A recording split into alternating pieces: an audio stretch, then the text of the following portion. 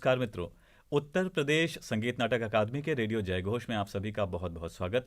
और दोस्तों, समय है अब कार्यक्रम काव्य धारा का, जिसमें हम आपको मिलवाते हैं एक कलमकार से, एक रचनाकार से। तो दोस्तों, आज हमने स्टूडियो में आमंत्रित किया है एक बड़े ही प्रसिद्ध हास्य कवि धर्मराज जी को। धर्मराज जी, बहुत बहुत स्वागत है रेडियो जयघोष में। बहुत बहुत धन्यवाद, बहुत बहुत धन्यवाद। जयघोष के सभी श्रोताओं का बहुत बहुत आभार व्यक्त करता हूँ और बड़ा नीक लाग ही आएगी। क्या बात है। तो ये जो नीक लाग है, इस नीक को हम और आगे बढ़ाते हैं और जानते हैं इतने सरल हृदय के धर्मराज जी से, उनकी कुछ बातें, उनकी इस काव्य यात्रा से जुड़ी कुछ बातें। तो सबसे पहले हम ये जानना चाहेंगे, जो आपके जीवन में कविता आई, कैसे इसका आगमन हुआ?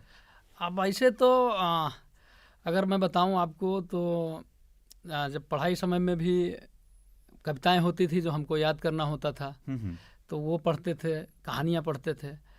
फिर इसके बाद जो है हमने लिखना शुरू किया। तो शुरुआत किया वही 2001 में लिखना समझो शुरुआत किया था। बीच बीच में डायरी वायरी में लिखते थे, लेकिन मुख्य रूप से अगर कहा जाए तो 2020 से ठीक से सोशल मीडिया पर भी, और मैंने जो लिखा उसको सुरक्षित करना शुरू किया। ये 3 साल का सफ़र आप मान सकते हो। और 3 साल में आपने एक अच्छी खासी अपनी पहचान बनाई है। आप यहाँ लखनऊ से लेकर के मुंबई तक जाने पहचाने जा रहे हैं। आपको लोग मानते हैं, आपकी कविताओं को लोग सुनकर के आनंदित होते हैं। सोशल मीडिया पे भी आप खासे चर्चित हैं।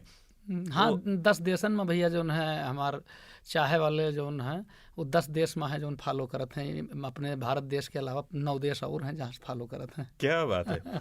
तो मित्रों, हम धर्मराज जी से इस तरह की बातों से भी जुड़ेंगे आगे, लेकिन हम चाहते हैं क्यों ना यहाँ पर कुछ कविताओं का सिलसिला शुरू हो, आप कुछ कविताओं का आनंद उठाएं। तो हम अनुरोध करेंगे धर्मराज जी से कि कुछ कविताएं शुरू हो जाएं यहाँ पर। तो अपन परिचय हम दी थे आपका। वाह, स्वागत। कि नाम धर्मराज मेरा, वाह, नाम धर्मराज मेरा, मस्ती में रहता हूँ, सिर पे अपने ज्यादा नहीं भार लिया करता हूँ। वाह। और यार दोस्त मेरे हैं जो वक्त पर हैं काम आते, वक्त पड़े उनको पुकार लिया करता हूँ। क्या बात। और रुपए पैसे की कभी फिकर न कोई करूं, दोस्तों से अपने उधार लिया करता हूँ। और आला बाला उनको पढ़ाता रहता बाद में, दोस्तों मैं पैसे उनके मार लिया करता हूँ। क्या बात, क्या बात है मित्रों। बड़ी सुंदर बात ये 4 पंक्तियों के माध्यम से आपने बताई। बड़ा अच्छा तरीका आपने बताया। यानी हम लोग भी अपने जीवन में अपने आप को खुश रखने का तरीका आजमा सकते हैं। नहीं, इसके अलावा भी कि लड़ने का मुझसे कोई इरादा नहीं करते। वाह। लड़ने का मुझसे कोई इरादा नहीं करते, झूठा कभी भी मुझसे जो वादा नहीं करते। क्या बात। लड़ने का मुझसे कोई इरादा नहीं करते, झूठा कभी भी मुझसे जो वादा नहीं करते। सच कह रहा हूँ दोस्त, मुझे वो पसंद हैं, पैसे जो मुझे दे के तगादा नहीं करते। आय हाय हाय हाय, क्या बात, क्या बात। तो मित्रों, वाकई में ऐसे लोग तो वाकई में पसंद किए जाएंगे जो तगादा ना करें। तो इतनी खूबसूरत पंक्तियां, निश्चित रूप से ये हंसने हंसाने वाली बातें हैं जो धर्मराज जी अपनी पंक्तियों के माध्यम से करते हैं और लोगों को कुछ फलों का सुकून देते हैं अपनी इन रचनाओं के माध्यम से। लेकिन यहाँ पर एक रोचक बात मित्रों ये है कि धर्मराज जी जहाँ इस रचना धर्मिता से जुड़े हैं, वहीं इनका कार्यक्षेत्र आप सुनेंगे तो शायद आप भी सोचें कि कैसे ये सामंजस्य बैठता होगा। आप, जो हमें जानकारी, आप पुलिस विभाग में हैं और इंस्पेक्टर के पद को आप सुशोभित कर रहे हैं। तो ये पुलिस के साथ एक साहित्यिक व्यक्तित्व कैसे सामंजस्य बैठाता है? देखिए, ये सवाल बहुत बार होता है कि मतलब आप कैसे इतना मतलब साहित्य साधना के लिए कैसे समय निकाल पाते हैं।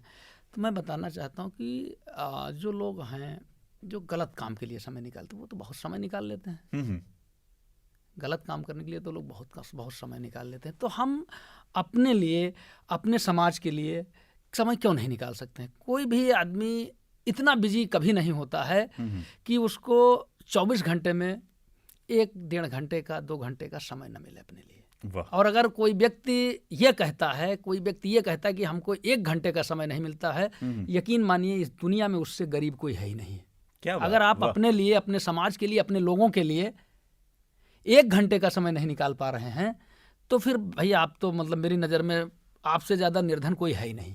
क्या बात है, सबसे बड़ा धन ही यही है कि हम सबसे अपनों के लिए पहला कुछ- सुख निरोगी काया। वाह अपने लिए जिए, अपने लोगों के लिए जिए, जो समाज है उसके लिए जिए। वाह, बहुत सही बात कही आपने। निश्चित रूप से ये जो चीज़ है, ये आज के दौर में देखा जाए तो ये बहुत कम होती जा रही है, ये कमी आती जा रही है, ये खालीपन आ रहा है और इस खालीपन को दूर करने की ज़रूरत है। बिल्कुल निश्चित रूप से खालीपन की दूर करने की ज़रूरत है। और जो आप इशारा कर रहे हैं मैं समझ रहा हूँ। मैं एक आपको कविता सुनाता हूँ क्या बात है। कि मैं इंस्पेक्टर हूँ स्वागत। पुलिस विभाग में। हम्म, तो जो एक दुर्घटना हुई थाने में, क्या अच्छा। दुर्घटना हुई वही मेरी कविता है वाह, कि गजब हो गया पिछली रात में, गजब गजब गया। हो गया पिछली रात में, एक कैदी मर गया थाने की हवालात में। ओहो, गजब हो गया पिछली रात में, एक कैदी मर गया थाने की हवालात में। मुसीबत भारी क्या क्या बताएं, जांच करने कप्तान साहब थाने पर आए। आह, उन्होंने पूछा क्या इसे किसी ने पीटा था हम्म। या करंट लगाया था। वाह, सिपाहियों ने कहा ना साहब, ना तो किसी ने पीटा था ना करंट लगाया था, मगर कोतवाल साहब ने इसे सारी रात हवालात में अपनी कविता सुनाया था।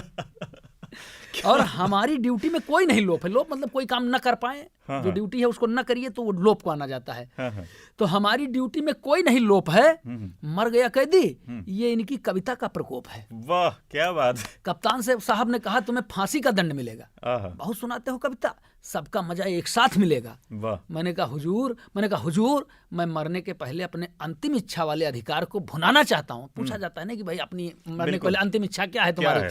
तो मैंने कहा हुजूर मैं मरने के पहले अपने अंतिम इच्छा वाले अधिकार को भुनाना चाहता हूँ, और मेरे हुजूर बुरा न माने तो आज रात यही कविता मैं आपको सुनाना चाहता हूँ। मेरी बात सुनकर वो बोले कि मुझे तेरी बातों में एक नया जोश नजर आता है, मुझे तेरी बातों में एक नया जोश नजर आता है।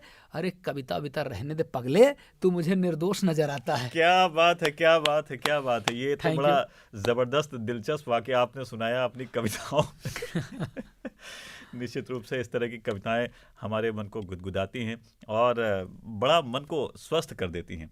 तो आपके जीवन में ये जो हास्य का संचार है, हाँ बड़ा ये अच्छा। कैसे हुआ, कैसे बताता आपने इसको अपनाया? मैं बताता हूँ। सही चीज़ ये है कि जो मेरे पिताजी हैं जी, वो भी कोई कवि नहीं है या लेखक नहीं है, लेकिन उनको पढ़ने का बड़ा शौक है। इसके अलावा उनको भी लोगों को हंसाने का शौक है। वाह, तो एक तो मतलब एक सहज जो मतलब बापे पूत परासित घोड़ा नहीं बोलते हैं। जी, जी, जी। तो थोड़ा सा जो मतलब उनका लोगों को हंसाने का कोशिश करना, लोगों को हंसाना प्रयास करना, एक तो वो। और दूसरा ये कि शुरू में ही जब मैं 6, 7, 8 में रहा होऊंगा, 6, 7 में रहा, तो वो पूरी काका हाथरसी जी की पूरी सीरीज जो बुक की थी, काका की पाती काका, मतलब वो पूरी किताब इतनी मोटी, मतलब कई खंडों में किताब थी वो, तो वो लेकर के घर पे आए थे। तो उसको भी बीच बीच में पढ़ता था, और न केवल पढ़ता था बल्कि अब भी मुझे बहुत सारी रचनाएं काका हाथरसी जी की याद हैं। ओहो, तो फिर धीरे धीरे मुझे भी अच्छा, स्वभाव के विपरीत कार्य नहीं करना चाहिए। कोई व्यक्ति अगर वो अंदर से उदास रहता है, मुझे नहीं लगता उसको हास्य कवि बनना चाहिए। बिल्कुल ठीक, बिल्कुल सही डरपोक हो आप वीर रस क्या बन, अगर आप डरपोक हो तो वीर रस कवि बन के क्या कर लोगे। जी, जी। तो उसी तरीके से जैसे मैं अंदर से बहुत अति प्रसन्न रहने वाला व्यक्ति हूँ, वाह, अति प्रसन्न रहने वाला व्यक्ति हूँ। अच्छा, उसमें कोई बहुत बड़ा मेरा योगदान नहीं है, ये योगदान मेरे चाहने वालों का, भगवान का है, जिन्होंने मुझे कोई दुख दिए नहीं। तो धीरे धीरे हंसने हंसाने कुछ सोचने लगे कि यार इसको लिख दें तो लोग, इसको बोलें तो लोग हंसेंगे, तो उसको कविता में कह लें। तो फिर धीरे धीरे कविता भी शुरू हो गई, और एक के बाद एक लोग पसंद करते चले गए। रही बात लोगों ने, चूँकि आप कोई भी क्षेत्र में आगे बढ़ता है तो आलोचक हर जगह होते हैं। बिल्कुल। तो किसी ने कहा कि इनको सुर का ज्ञान नहीं है, इनको साज का ज्ञान नहीं है, किसी ने कहा इनका तहत नहीं ठीक है, किसी ने कहा बाहर नहीं ठीक है। जो मतलब मेरे चाहने वालों को लोगों ने बताया, हर तरीके का बताया। अच्छा, मैं फिर बता दूं, अगर मेरा सुर ठीक नहीं तो मैंने कोई अभ्यास ही नहीं किया सुर का कभी। अगर जो है मुझे गाने का ढंग नहीं आता है तो सही चीज़ है कि हमने सीखा भी नहीं कहीं। हाँ, मैं गाता हूँ, क्यों गाता हूँ, मेरे चाहने वाले चाहते हैं इसलिए मैं गाता हूँ। तो मैं अपने चाहने वालों के लिए 4 लाइन कहना चाहता हूँ। वाह, स्वागत। कि उन्होंने कभी जो है हमको निराश नहीं होने दिया, और कितना भी लोगों ने भड़काया, वो दुगनी ताकत से हमारे साथ जुड़े रहे।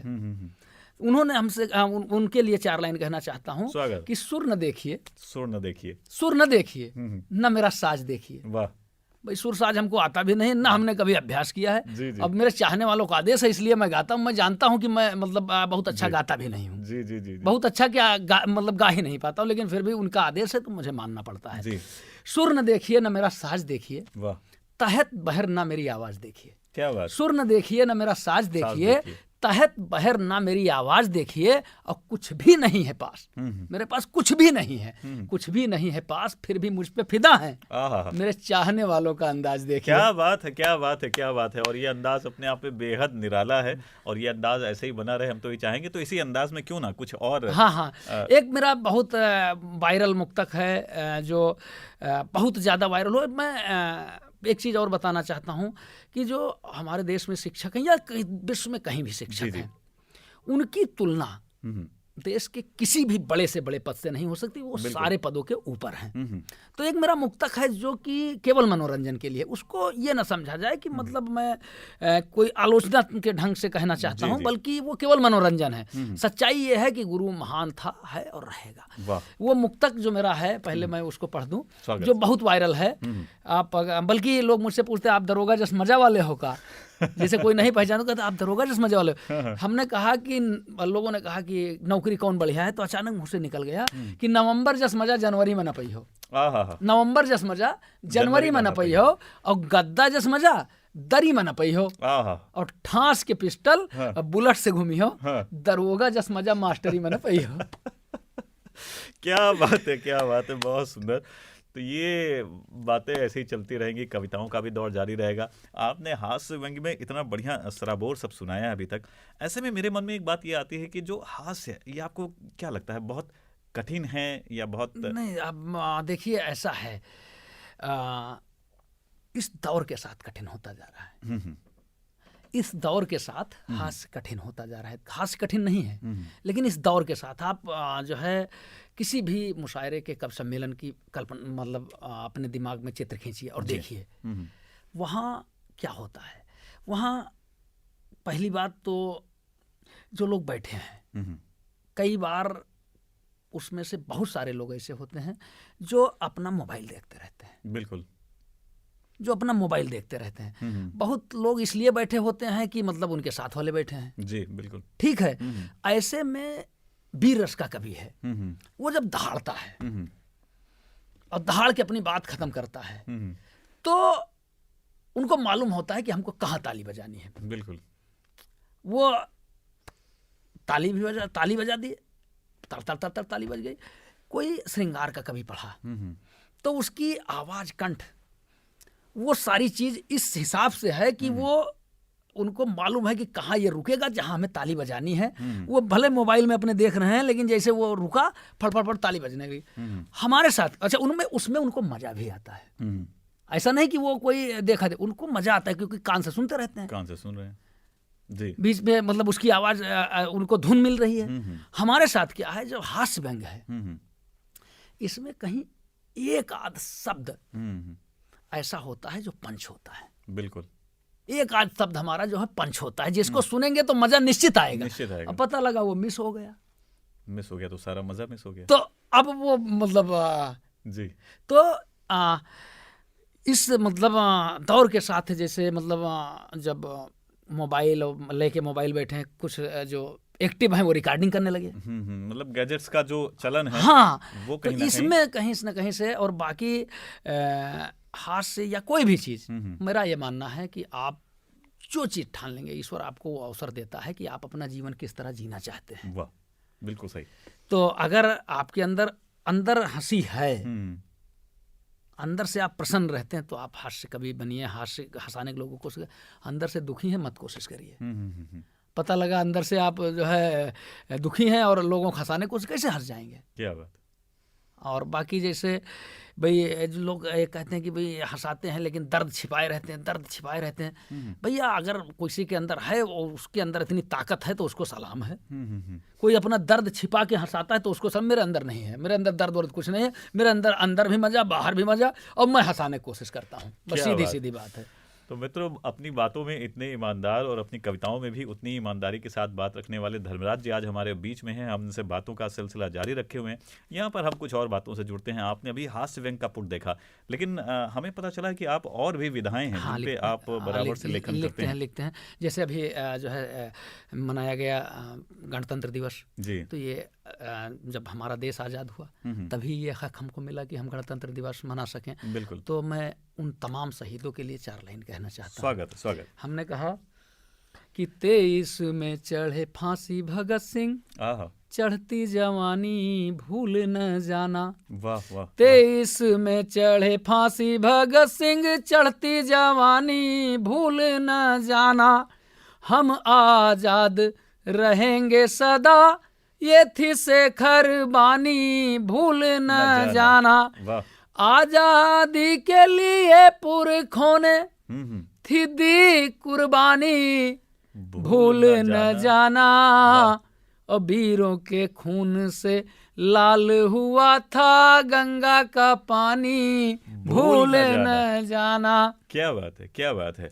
तो आपने ये देश की बात की, इसके साथ साथ गीत, गजल, इनमें भी आपका हाँ लिख लेते लेखन होता है। हाँ क्या बात है।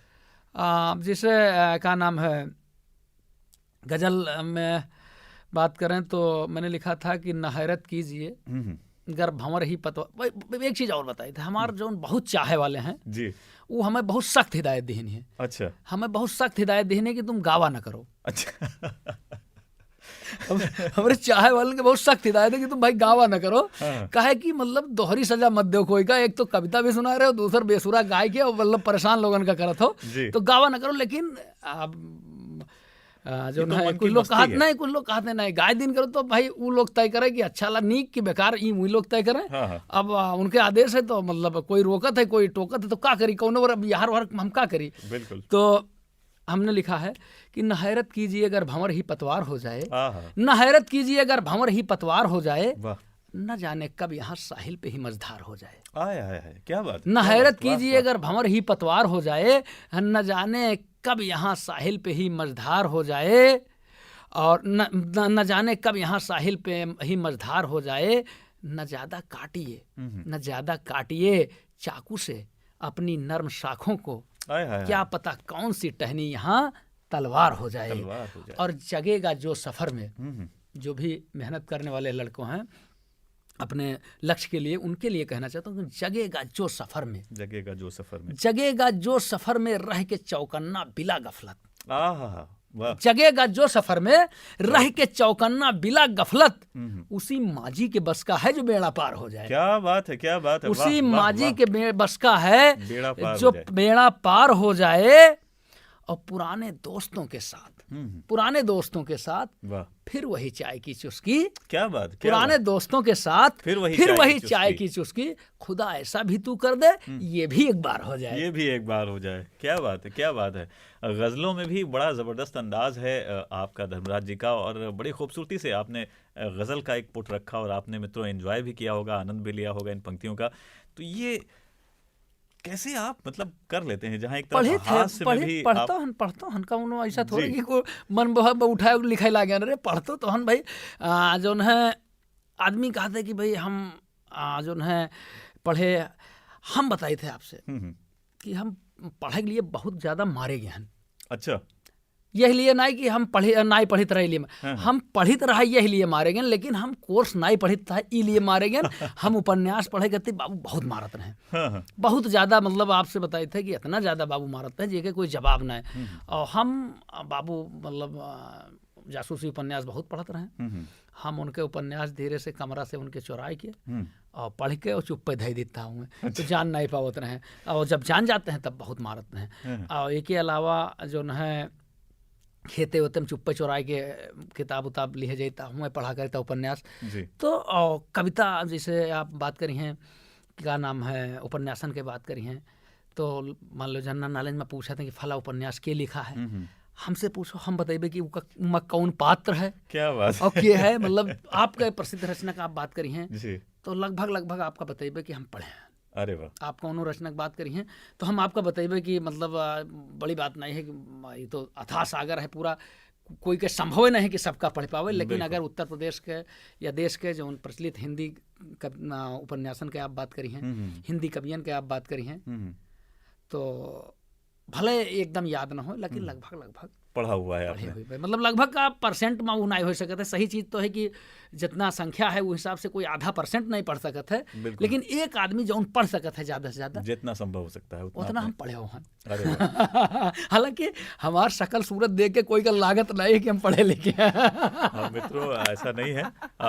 धर्मराज जी बहुत ही अपने आप में योग्य हैं, मन से बहुत साफ हैं, सरल हैं, और इसीलिए शायद वो इतना सुंदर हास्य लिख करके आप तक पहुंचा पाते हैं। धर्मराज जी, यहाँ पर एक बात और मन में आती है, आप मूलतः ज्यादातर जो आपका लेखन है, जो आपकी पहचान है, वो हास्य व्यंग की है। और जो आज के दौर में देखा जाए तो हास्य जो वाकई में जो हास्य था वो खोता जा रहा है। नहीं देखें, तो आप हम बताए थे आपका रखने के लिए क्या हम बताए थे आपका, हमार कोई आप जब से हम लिखे शुरू किए तब से लेके आज तक कोई रचना ना तो कोनो डबल मीनिंग के है।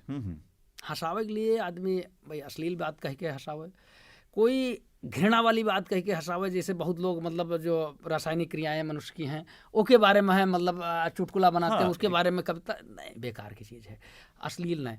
हास्य ऐसा होना चाहिए, हास्य अस हो चाहिए जेका लड़का महतारी पूत बाबा बिटिया जितने हों घर में बैठ के सब देखें और कोई का शर्माइक न पड़े। बिल्कुल बिल्कुल, तो वो हास्य।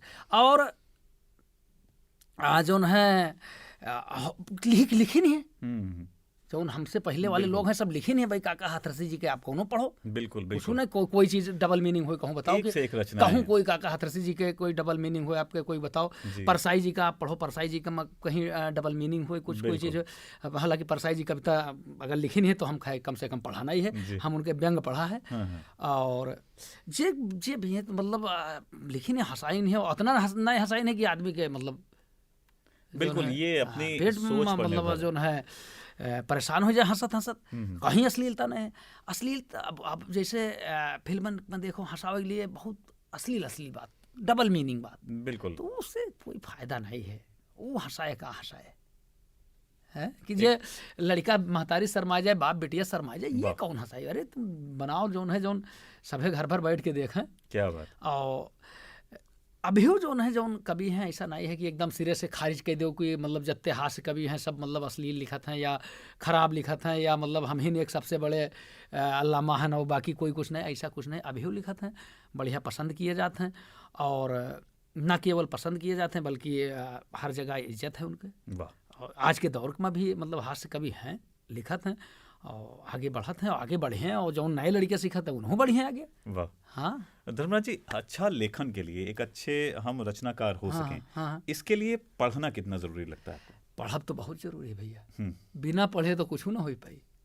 पढ़ब और लिखब दोनों जरूरी है। खाली पढ़ब जरूरी नहीं है, दोनों का सामंजस्य जरूरी है, पढ़ब और लिखब। और एक चीज और भैया, जब ले न चाहिए लिख नहीं सकता था एक अक्षर, ये आपने बहुत सही बात की। जब तक उनका इच्छा न हो, ये बात हम लोग कहते हैं हम ये लिख डाला हम लिख डाला, जब तक उनका इच्छा न हो। पहले हमका लागत रहा कि कभी शायर ये सब बड़ा झूठ बोलत हैं कि हमसे सरस्वती जी लिखा, हम कह नहीं बड़े काबिल हैं, इनसे सरस्वती जी आई के कहीं है कि मतलब जो है चलो लिखो, ये बड़े काबिल हैं कि मतलब इनसे अल्लाह मियाँ कहीं है कि तुम लिखो। हमें लगा ये खाली बात का बढ़ावत है, जो हम मतलब दिल के बात हम साफ पते जो दिल में तो हमें लगा खाली बात का बढ़ावत है, इनसे जो है ये भगवान कहीं है कि तुम लिखो। लेकिन वास्तविकता यही है कि बिना उनके इच्छा के कोई नहीं लिख सका था। जब लिखे शुरू की इनका तो धीरे धीरे ये लागत है यार कि जौन दो 4 महीना तक जौन सोचा करो का न लिख पाओ, शब्द न दे पाओ, और अचानक जौन है सवेरे सोए उठो अचानक आवत है हाँ यार अरे माई तो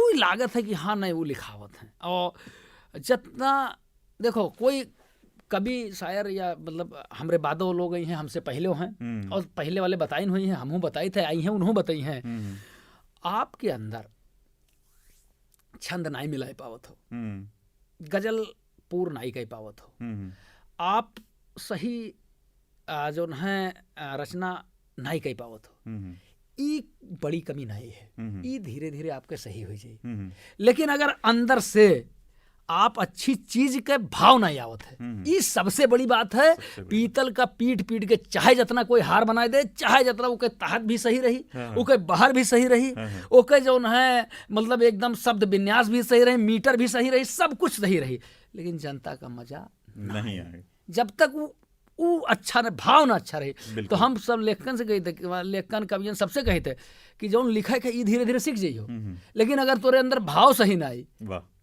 तो फिर मुश्किल है। क्या बात, भाव जरूरी है। बाकी जो कमी है कुछ खुद सीखियो, कुछ जो है गुरु बताई हैं, कुछ तुम्हें चेला बताई हैं, कुछ आदमी सब सही कराए दें तुम्हारा। वाह, आपने गुरु की बात की, तो गुरु का होना कितना जरूरी है? बहुत जरूरी है जी। अरे बिना गुरु के तो मतलब समझो कि कहा कहते हैं कि जो है बिना गुरु के तो मतलब बूढ़ जी आदमी है, मतलब पार नहीं कर पाए। बिना गुरु के कहाँ पार कोई नहीं कर पाई भैया। जो है बिना गुरु के कोई पार नहीं कर पावत है।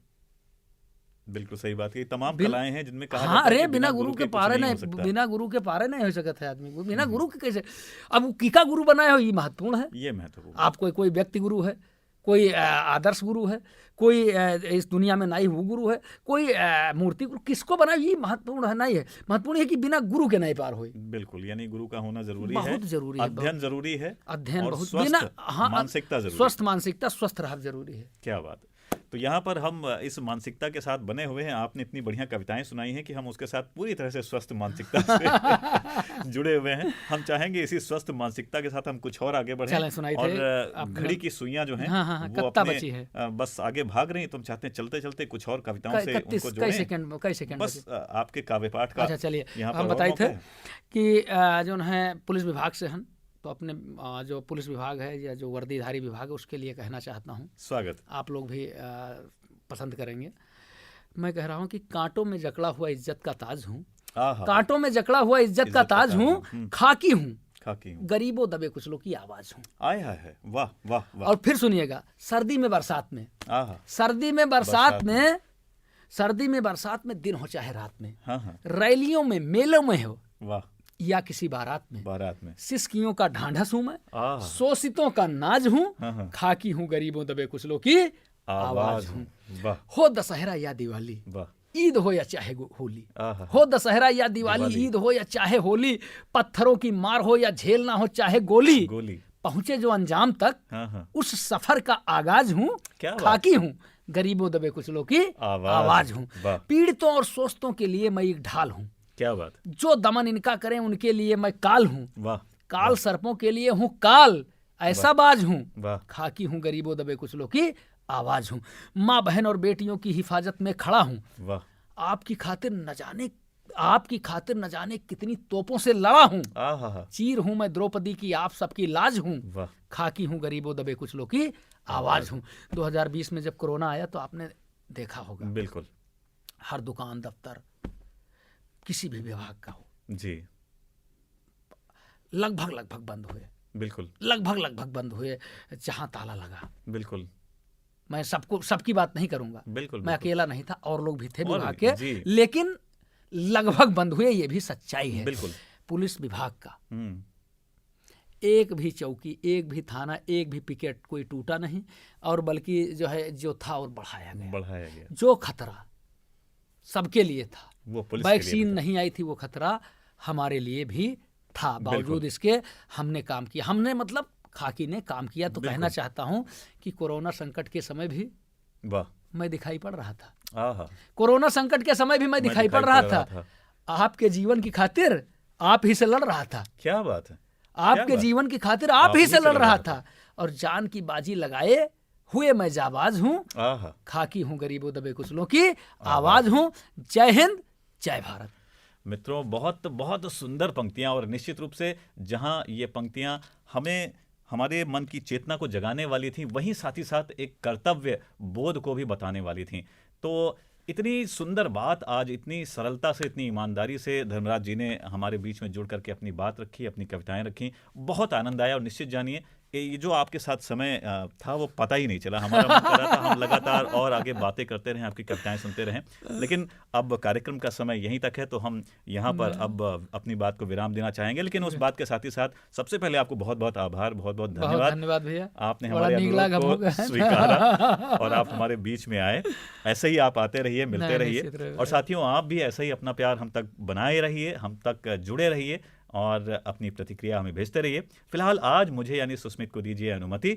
अगले अंक में आपसे फिर मिलूंगा एक और ऐसे ही रचनाकार के साथ। तो अब नमस्कार कहना चाहता है आपका दोस्त सुस्मित। नमस्कार। नमस्कार भैया। जय